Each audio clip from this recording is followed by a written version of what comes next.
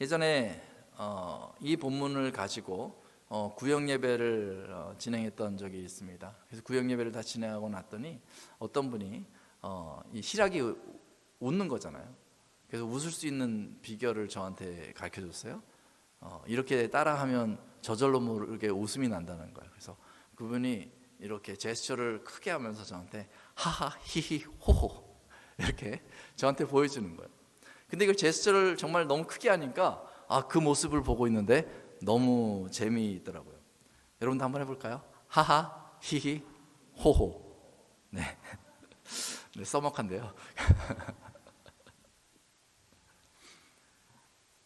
웃음은요, 이 기쁨의 외적인 표현인 거죠. 이 안에 기쁨이 있으면요, 밖으로 이렇게 표출되는 거예요. 그래서요, 이 속에 정말 기쁨이 있어가지고요, 아이고 재밌네 하고 하하하하 웃고 나면요, 에어로빅 5분 한 효과가 있다고 그래요. 한 번 웃으면요, 이 혈액순환에도 굉장히 큰 도움이 된다고 그래요. 암을 방지하기도 한다고 그럽니다. 여러분은 잘 웃고 사십니까? 하루에 한 번씩 하하하하 이렇게 웃으면서 사십니까? 아니면 시간마다 그렇게 웃고 사시는 분이 있습니까? 아니 혹시 웃음을 잊어버리신 분 계시나요? 저희가 웃으며 살아야 합니다. 기쁨이 넘치는 삶을 살아가야 하는 것이죠. 어떤 철학자는요, 인간의 가장 큰 행복이 바로 이 기쁨이다 이렇게 이야기도 했습니다. 그래서 옛날에 그리스 로마 시대에는 이 조이, 이 기쁨을요, 행복과 동일하게 여겼다라고 그런 기록도 저희가 살필 수 있는 것이죠. 그렇다면 왜 우리는 기쁠 수 있을까요? 그저 하하 히히 호호 이거 반복해서 이 안이 기뻐지는 건가요? 그럴 게 아니죠. 이 기쁨의 원인이 있으니까 저희가 기뻐하게 되는 것입니다. 기쁨에는요, 원인이 있어요. 맛있는 것을 먹으면요, 저희도 모르게 기쁨이 생깁니다. 어저께 그 청년들과 어떤 분이 식사 대접을 해주신다고 그래가지고 저 디트로이트까지 가가지고 1시간 반 운전해 가가지고 브라질리안 바비큐를 먹었어요. 그 아침에 이제 일찍 모였는데 다들 밥을 안 먹었나 봐요. 딱 모였는데 시무룩하더라고요. 그 1시간 반 동안 저희가 뭐 그냥 조용히 올라가서 이제 밥을 먹기 시작했거든요. 밥을 처음 먹을 때는요, 그냥 힘없이 각자 알아서 말도 안 하고 먹더라고요. 그런데 한 1시간 반 정도 밥을 먹고 나니까요, 그때부터 이야기꽃이 피기 시작하는 거예요. 얼굴이 화사해지는 거예요. 왜 그렇습니까? 배불리 먹었으니까. 먹는 것이 원인이 돼서 기뻐하는 사람들도 있습니다. 어떤 분들은 이 보는 것에 기쁨이 있는 분들도 있어요. 이 봄이 되고 여름이 됐을 때 이 대자연을 찾아갔더니 그것을 바라볼 때 마음이 편안해지고 너무 기쁨이 솟아나는 거예요. 와, 좋다. 이렇게 사는 분들도 있는 것이죠. 또 어떤 분들은 주는 기쁨을 갖는 분들도 있고요. 어떤 분들은 가지는 기쁨, 이런 기쁨이 있습니다. 어떤 분들은요, 돈 쓰는 기쁨 이런 걸 가진 분도 계세요. 우리에게 기쁨을 주는 원인이요, 너무나 이 세상에 많이 있습니다. 정말로 많아요. 기쁘면 행복하다, 이런 것들 저희가 깨닫잖아요. 그래서 내가 행복하게 살아야지 이런 생각이 드니까 저희가 나를 기쁘게 하려고 애를 쓰며 사시는 분들이 많이 있습니다. 막 계획을 짭니다. 이렇게 하면 내 인생이 기뻐질 거고 그러다 보면 행복이 나한테 몰려올 것이다, 이렇게 기대하면서 열심히 사는 거예요. 여러분들 미국 와서 그런 기대를 가지고 미국에 오지 않았어요? 내가 이렇게 열심히 일하고 그러다가 어느 순간 내 안에 기쁨이 생기면 그럼 나는 행복한 이민생활을 하게 될 거야 하면서 다들 미국에 왔을 것입니다. 그래서 사람들이 즐거움을 찾습니다. 즐거움을 열심히 찾는 것을요, 한 단어로 정리해 보라면요, 바로 쾌락을 추구한다 이렇게 얘기하고 있어요. 오랜 시간 동안 행복을 추구하는 많은 사람들이 여러 가지 논의를 하다가 찾은 것 중에 하나가 쾌락주의라는 거예요. 우리를 기쁘게 하면 우리의 인생이 행복해진다. 그래서 그 기쁨을 얻기 위해서 전력을 다해서 노력해야 된다라는 것이죠. 라스베가스에 가보면 인위적으로 우리를 기쁘게 할 수 있는 많은 것들이 있습니다. 그래서 돈을 아끼지 않습니다. 라스베가스 가면 세계 최고의 셰프들이 음식을 마련해서 제공해 줍니다. 거기에 가보면 돈만 내면 최고의 쇼가 준비되어져 있습니다. 그리고 어떤 사람들에게는 밤새도록 문 닫지 않는 게임방, 갬블링 하는 것도 있는 것이죠. 그런 재미가 있는 거예요. 할 것이 있고 그 여러 가지 것들을 통해서 나를 즐겁게 해야지, 나를 기쁘게 해야지 하면서 그곳에서 많은 사람들이 돈을 쓰고 시간을 보냅니다. 예전에 새벽 2시쯤에 라스베가스를 지나갈 일이 있었습니다. 북쪽에서부터 이렇게 내려오는데요, 이 라스베가스 북쪽에서 내려오다 보면 양쪽에 이제 큰 캐년들, 큰 돌들이 있고 그 사이를 지나서 내려와요. 온통 깜깜하죠. 답답하고 깜깜하죠. 그러다가 이렇게 올라가다가 언덕을 타고 올라가서 탁 내려보는 순간요, 깜짝 놀랍니다. 이 앞에 라스베가스가 탁 보이는 새벽 2시인데 마치 불바다 같아요. 얼마나 화려한 불빛이 쫙 비춰오는지요. 우와, 살았네, 뭐 이런 생각이 들더라고요. 라스베가스의 밤은 꺼지지 않고 밤새도록, 밤이 될수록 더 타오르는 곳이 바로 라스베가스인 것이죠. 밤새도록 기쁨의 요소가 가득하니까, 우리를 즐겁게 할 요소가 가득하니까요, 거기에 있는 사람들은 다 행복해야 되는 것이 맞을까요?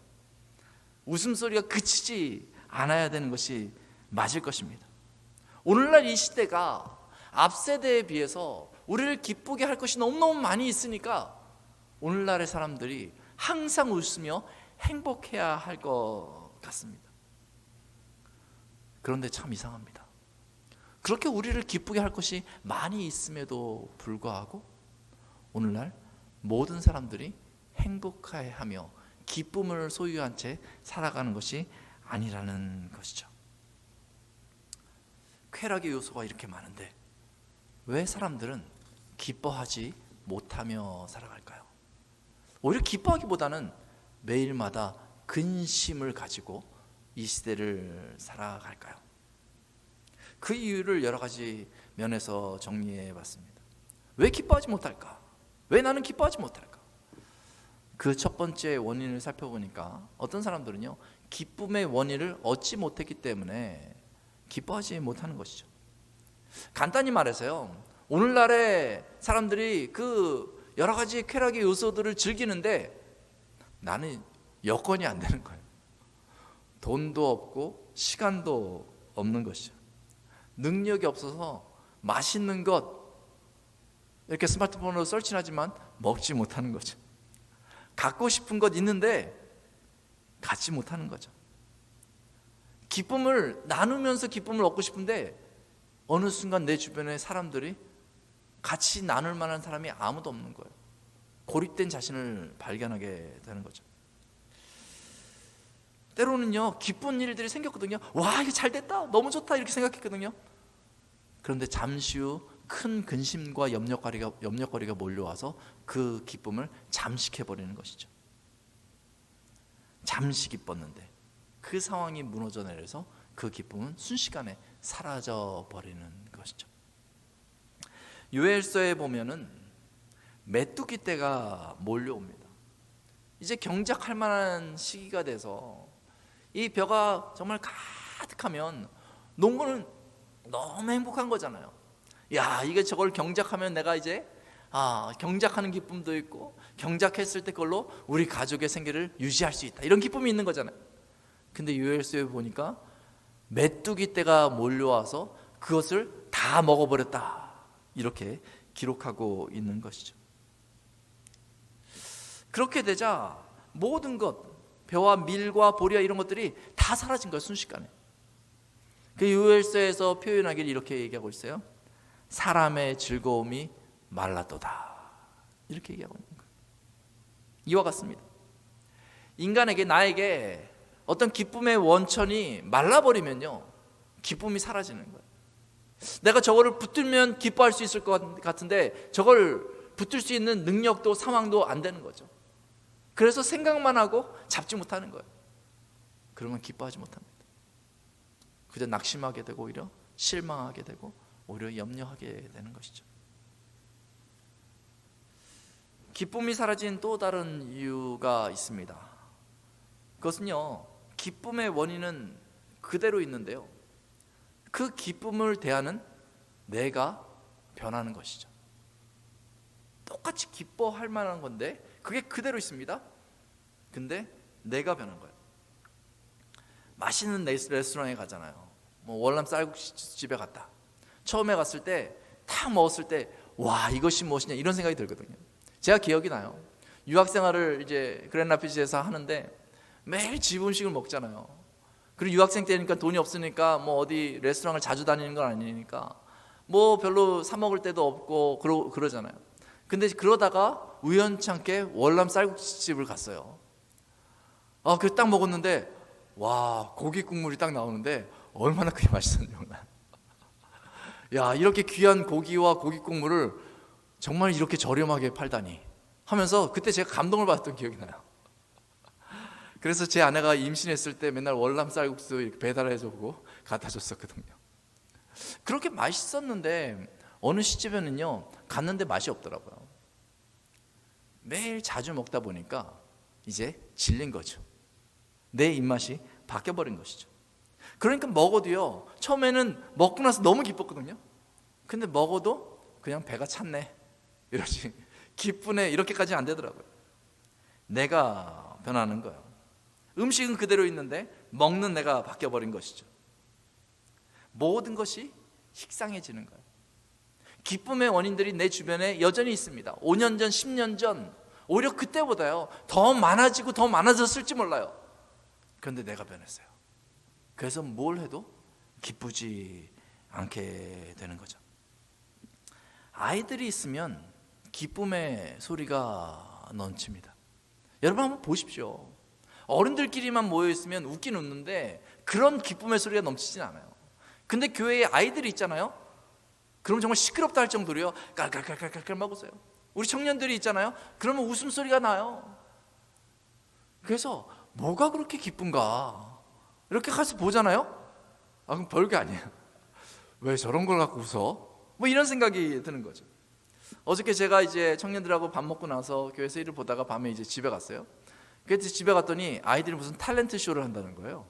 그래서 표를 저한테 주더니 방에 와서 탤런트 쇼를 봐야 된다고. 그래가지고 2층에 걔네들 아이들 방으로 딱 갔어요. 그 탤런트 쇼 사회자도 세워가지고 막 탤런트 쇼를 하는 거예요. 근데 이렇게 뭘 할까? 뭔가 스페셜한 걸 준비했겠지. 하루 종일 준비했을까? 표까지 팔았으니까 이런 적이 없었거든요. 그래서 딱 봤는데 뭐 특별한 게 없는 거예요. 근데 아이들은요 앞에 나와서 특별한 거 없는데 막 샤이해가지고 혼자 막 웃으면서 막 하나가 웃으니까 옆에서 따라 웃어요. 그 모습을 보면서 무엇을 얼마나 멋지게 잘했느냐보다 더 중요한 게 그 안에 기쁨을 대하는 태도가 되어 있구나. 이게 되게 중요하다라는 생각을 하게 됐습니다. 그런데 어른이 되면서 점점 그 기쁨이 사라집니다. 아이에서 청소년이 되면 어느 날 얼굴이 좀 굳게 되고, 청소년에서 청년이 되면 인생의 근심으로 말미암아서 기뻐하지 못하게 되는 거죠. 그러다가 결혼하고 어른이 되면 어지간한 일에는 웃지를 않습니다. 기뻐할 일이 생겨도 기뻐하지 못하고 그저 쓴 웃음만 짓는 그런 삶을 사는 어른들이 너무나 많이 있는 것이죠. 왜 그럴까 생각해 보면 마음이 굳어져 버린 것이죠. 인생의 많은 경험을 하다 보니 내가 웃기만 할 때가 아니구나 라는 그런 생각이 그 마음을 잠식해 버린 것이죠. 이렇게 가슴이 굳어진 사람들을 마태복음 11장 17절에서는 이렇게 표현하고 있습니다. 피리를 불어도 너희가 춤추지 않고. 예전에는 음악 소리만 나면 내 몸이 움직였는데 이제는 피리를 불고 그 마음을 기쁘게 하겠다고 사람들이 와서 춤을 춰도 꿈쩍하지 않게 되는 그런 굳어진 마음을 갖게 된 것이죠. 기쁨을 누리지 못하는 가장 결정적인 이유가 있습니다.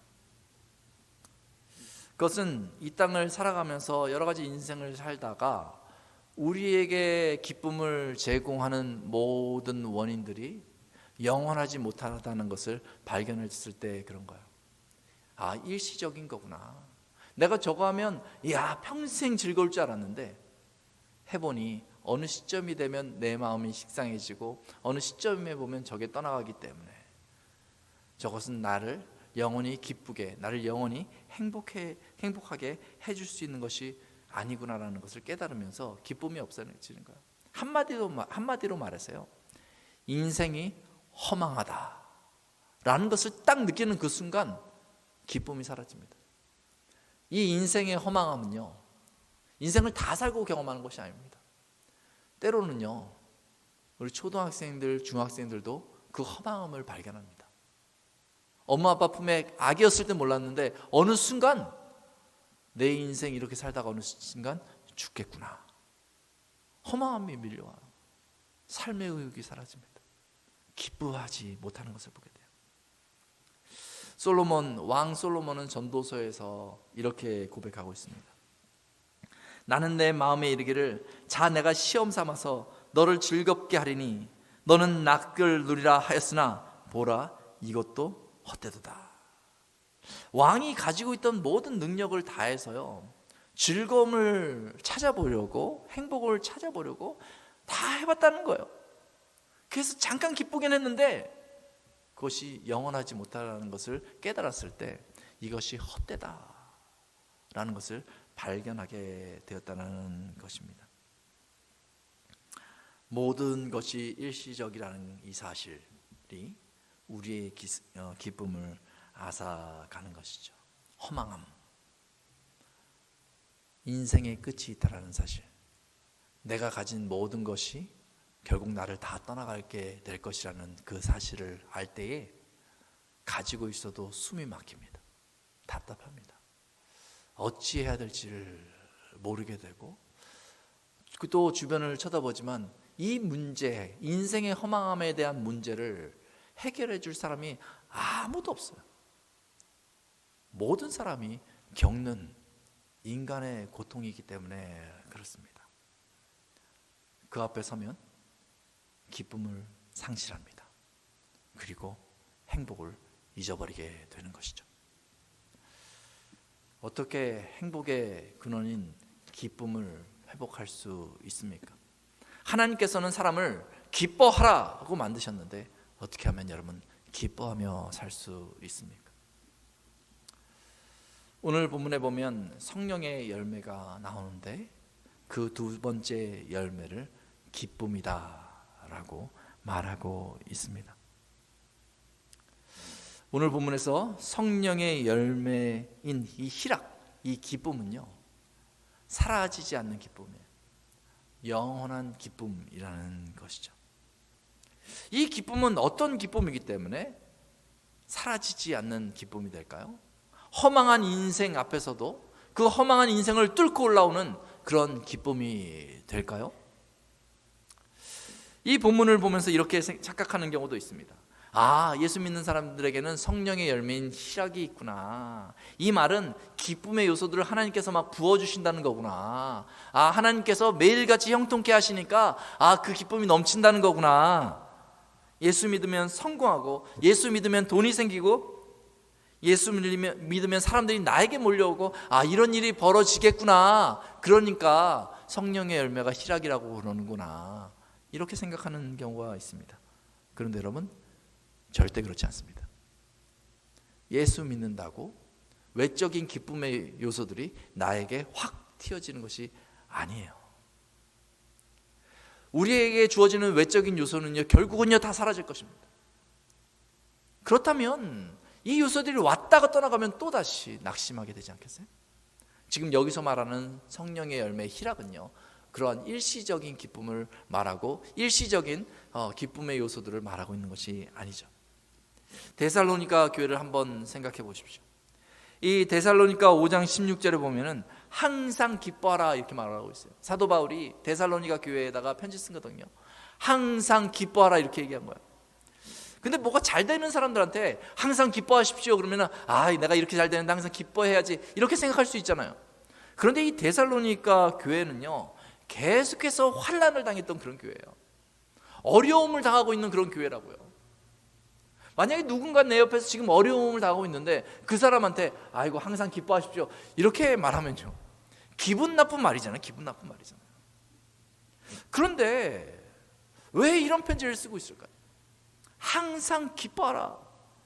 왜 이런 말을 하고 있을까? 이런 말을 하는 이유가 있습니다. 이런 말을 하는 이유는 단 한 가지예요. 너희가 교회이기 때문에, 너희가 그리스도인이기 때문에, 너희가 가지고 있는 그 기쁨의 원천이 바로 너희 안에 있기 때문에 기뻐하라 이렇게 말하고 있는 거예요. 왼쪽으로는 환난 가운데 있지만 내적으로는 그 기쁨의 요소가 그리스도인 교회 너희 안에 있다. 그것을 잊어버리지 말라 이렇게 얘기하는 거예요. 환난 가운데 있을 때 우리의 영적인 눈이 어두워지면 나는 마치 버림받은 사람처럼 낙심할 때가 많습니다. 그때 이 말씀을 기억해야 돼요. 항상 기뻐하라 하면서 뭘 봐야 됩니까? 내 안에 있는 기쁨의 원천을 발견해야 기쁠 수 있는 것이죠. 바울은 빌립보서 4장 4절에서도 이렇게 얘기하고 있습니다. 주 안에서 항상 기뻐하라. 내가 다시 말하노니 기뻐하라. 이렇게 말하고 있어요. 그런데 이 빌립보에 편지를 쓰는 이 바울은 지금 어디 있습니까? 감옥에 가 있는 거예요. 감옥에. 아니 감옥에 가 있는 것이 기쁜 일입니까? 아니 기뻐할 일이 아니에요. 오히려 바울 때문에 다른 사람들이 속상해하고 슬퍼할 만한 그런 일들 아니겠어요? 그런데 바울이 빌립보 교회에 감옥에서 편지를 쓰면서 너희는 기뻐하라 말할 수 있었던 것은요, 바울은 그곳에 있으면서도 그 심지 안에 있는 기쁨의 원천을 붙들고 있었기 때문에 외적으로 자기보다 자유한 사람들에게 여러분 기뻐하십시오, 여러분들 안에도 그 기쁨의 요소가 있습니다, 이렇게 말할 수 있었던 것이죠. 사도행전 5장 41절에 보면 채찍에 맞고 풀려나는 그 사도들이요, 풀려나면서요, 채찍에 맞고 풀려나니까요 얼마나 아파요. 이 고통을 당했으니까 앞으로 얼마나 두려워요. 내가 이렇게 믿음을 생활하다간 죽을 수도 있겠다는 걱정이 생길 수 있잖아요. 그런데 그렇게 풀려날 때에 오히려 이렇게 고백한 거예요. 그 이름을 위하여 능욕받는 일에 합당한 자로 여기심을 기뻐하며 공의 앞을 떠났다, 이렇게 얘기하고 있는 거예요. 내가 그 이름을 위해서 능력받는 것도 나에게 기쁨이다, 이렇게 말하는 거예요. 핍박도 상황도 꺾지 못하는 그 기쁨이 그리스도인 안에 내재하기 때문에 모든 어려움 가운데 기뻐할 수 있다는 것이죠. 심지어 스데반은 박해자들 앞에서 돌로 맞고 죽어갑니다. 그런데 성경에 어떻게 표현이 나오냐면요, 그 얼굴이 천사와 같았다, 이렇게 표현을 하고 있습니다. 죽어가는 그 순간에도 돌 맞으니까 얼마나 아프겠어요. 고통을 그대로 경험하겠죠. 그런데도 그 얼굴이 천사와 같았다, 이렇게 표현하고 있는 것입니다. 그들의 상황은 고난의 때이고 고통의 때이고 큰 위기 가운데 있는 것이죠. 그런데도 흔들리지 않고 기쁨 가운데 있을 수 있었던 이유가 무엇입니까? 어떤 기쁨의 원인이 그 안에 있었기 때문에 그들이 근심과 염려와 두려움에 사로잡히지 않고 그 순간에도 기뻐할 수 있었겠습니까? 그 이유는 바로 모든 그리스도인에게 기쁨의 원천 되시는 예수 그리스도가 그 안에 있었기 때문인 것이죠. 바로 그 기쁨의 원천이 내부적인 요소로 자리 잡고 있었기 때문에 그렇습니다. 예수 그리스도, 예수님은 누구십니까? 바로 모든 이들에게 주신 하나님의 선물인 것입니다. 에베소 1장 8절은 이렇게 기록하고 있습니다. 너희가 그 은혜를 인하여 믿음으로 말미암아 구원을 얻었나니 이것이 너희에게서 난 것이 아니요 하나님의 선물이라, 이렇게 말하고 있습니다. 하나님의 선물은 무엇입니까? 바로 우리를 구원하시는 것입니다. 이 세상의 다양한 삶을 살아가지만 결론적으로 이 세상을 다 살펴봤을 때 모든 사람들은 고난과 고통의 연속 가운데 살게 되고 결국 모든 사람들은 그 허망함의 늪에서 빠져나오지 못하다가 죽어갈 수밖에 없는 것이죠. 그런데 하나님의 선물은 그러한 모든 사람들을 그 고난과 고통 가운데 건져내신다는 것이죠. 그것을 작정하셨다는 것입니다. 그 선물의 중심에 바로 예수님이 계신 것이에요. 여러분들의 인생 가운데 예수 그리스도께서 계신 것이죠. 예수님을 믿을 때에 우리를 괴롭게 하는, 인생의 과정에서 우리를 너무 괴롭게 하는 그 죄들과 사망의 그림자들로부터 하나님께서 우리를 구해내시기로 작정하시고 우리에게 말씀하시고 그리고 그것을 이루신다는 사실인 것이죠. 이 사실이 마음밭에 자리 잡고 있을 때 모든 고난과 고통을 이길 수 있는 원동력이 되는 거예요. 하나님이 나를 건져내시리라. 요한복음 16장 22절은 이렇게 얘기하고 있습니다. 지금은 너희가 근심하나 내가 다시 너희를 보리니 너희 마음이 기쁠 것이요 너희 기쁨을 빼앗을 자가 없으리라. 지금은 너희가 근심하나. 인생 가운데 근심이 있습니다. 그런데 그 근심이 어떻게 사라집니까? 우리 예수 그리스도를 만날 때에, 예수님을 만날 때에 그 근심이 사라지게 되는 것입니다. 뿐만 아니라 더 나아가서 너의 기쁨을 빼앗을 자가 없다라고 얘기하고 있는 거예요. 내가 스스로 내 기쁨을 지킬 수 있는 것이 아닙니다. 내 기쁨을 지켜주시는 분은 바로 예수 그리스도시라는 것입니다.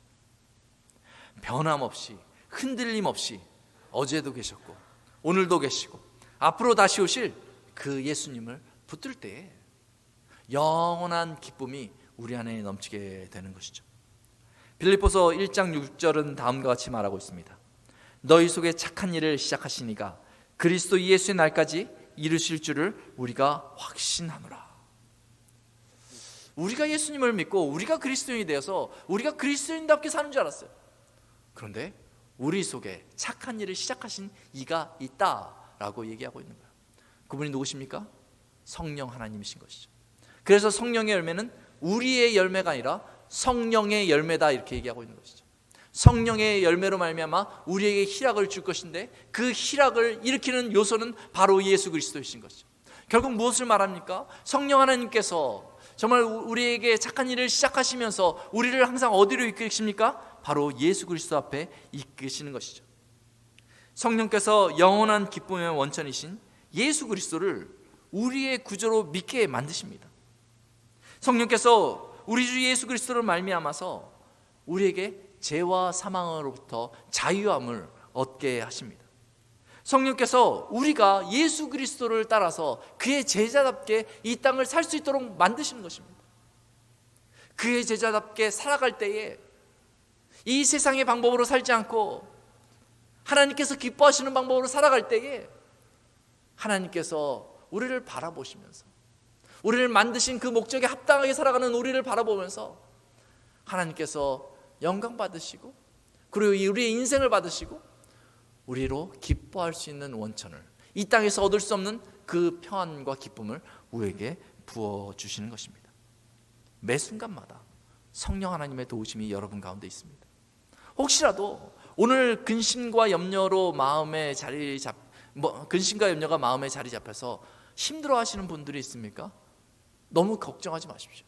오늘 말씀을 들으면서도 나는 기뻐할 날이 먼 것 같아, 언제 다시 기뻐할 날이 오겠어라고 생각하시는 분이 있습니까? 너무 걱정하지 마십시오. 그 자리에 계십시오. 성령 하나님이 여러분들을 붙들고 견인하시고 인도하여 주십니다. 이런 이유로 믿음의 선조들이 고난과 고통 가운데서도 기뻐할 수 있었던 것이죠. 이것이 바로 성령의 두 번째 열매인 희락입니다. 사랑하는 성도 여러분, 주 안에서 항상 기뻐하시기 바랍니다. 성령께서 여러분들과 함께 하셔서 예수님에게 여러분들을 인도하시고 여러분들의 삶의 모든 무거운 짐을 들어주실 것입니다. 우리 같이 기도하겠습니다.